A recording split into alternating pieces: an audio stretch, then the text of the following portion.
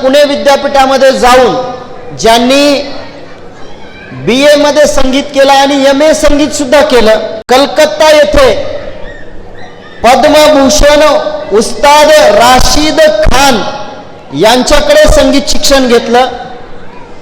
All India रेडिओमध्ये ज्यांनी प्रथम क्रमांक मिळवला, गायक म्हणून ज्यांनी अनेक कार्यक्रम परदेशात सुद्धा सादर केले आणि आपल्या भारताचं नाव मोठं केलं, केंद्र सरकारचा उस्ताद बिस्मिल्ला खां पुरस्कार सुद्धा मिळालेला आहे, जो राष्ट्रपतींच्या हस्ते दिला जातो।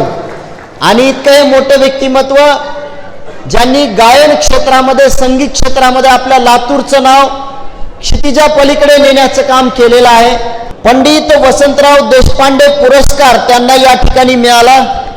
आणि आपल्या लातूरकरांसाठी अभिमानाची गोष्ट म्हणजे सवाई गंधर्व जे महोत्सव होतो ना पुण्यामध्ये, मुंबईमध्ये, त्या महोत्सवामध्ये खूप कमी गायकांना गाण्याची संधी मिळते। त्या सवाई गंधर्व महोत्सवात सुद्धा गायनाची संधी कोणाला मिळाली असेल तर ते आपल्या लातूरचा सुपुत्र नागेश आडगावकर यांना मिळालेली आहे।